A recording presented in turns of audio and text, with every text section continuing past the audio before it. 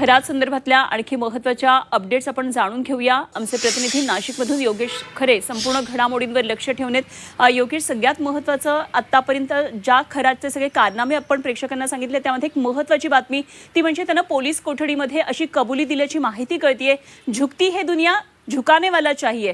त्यामुळे त्यानं जे सगळं केलेलं आहे त्याचा कुठेही पश्चाताप त्याच्यामध्ये दिसत नाहीये असंही कळते। काय काय नेमकं चौकशीमधून पुढे येतंय?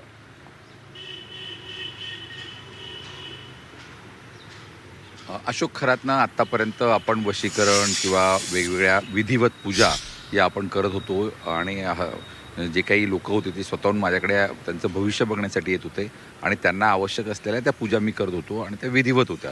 जे काही मी केलेलं आहे ते सगळं पूजेनुसार केलेलं आहे असं म्हणत होता। मात्र अचानक जो आपण बघू शकतो त्याचा एक U-टर्न या ठिकाणी आलेला आहे, तो म्हणजे आता त्याने विज्ञानवादी गप्पा मारण्यास सुरुवात केलेली आहे। विज्ञानाच्या अनुसरून मी हे सगळं काही करत होतो, विज्ञानाच्या काही ट्रिक्स वापरून मी महिलांना जाळ्यात ओढत होतो आणि सातत्यानं तो आता विज्ञानाचा आधार देऊ लागला आहे। याचं कारण एक आहे की त्याला येणाऱ्या त्याच्या ज्या काही कायदेशीर हे होतील अडचणी निर्माण होतील त्या सोडवण्यासाठीची ही प्रक्रिया त्याची दिसून येते। त्याने आता असं म्हटलं आहे, दुनिया झुकती है झुकाने वाला चाहिए। ही गोष्ट तंतोतंत खरी आहे।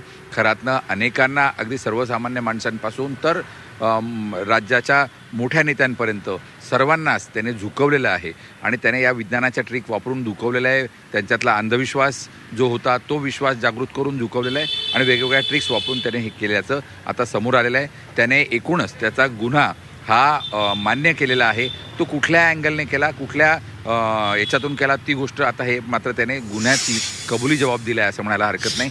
एकूणच आता ही संपूर्ण तपासाची प्रकरण जे आहे ते जादूटोण्यापुरतं आणि त्या ज्या काही लैंगिक शोषणापुरतं होतं ते जवळजवळ पूर्ण झालं आहे असं म्हणायला हरकत नाही, कारण आज SIT संध्याकाळी प्रेस घेते ती या संदर्भातच। आता दुसरा जो तपास आहे तो तपास आर्थिक व्यवहारांचा, गैरव्यवहारांचा, हवालाचा हा तपास ईडीकडे गेलेला आहे। त्यामुळे SITची मर्यादा आता एका चौकटीमध्ये आलेली आहे आणि त्यामुळे बहुतांशी तपास त्यांच्या अखत्यारीतला तो पूर्ण झाला असल्यामुळे आज SIT प्रेस घेईल आणि सगळ्या प्रश्नांची उत्तरं देईल असं अपेक्षित आहे। निश्चितच। खरं तर या आजच्या पत्रकार परिषदेकडे फक्त राज्यातल्या जनतेचं नाही तर राजकारण्यांचं सुद्धा मोठं लक्ष असणार आहे आणि त्यामुळे आजची ही पत्रकार परिषद अत्यंत महत्त्वाची आहे। त्यामुळे आता प्रतीक्षा असणार आहे SITच्या पत्रकार परिषदेची। योगेश, धन्यवाद दिलेल्या सगळ्या सविस्तर माहितीसाठी।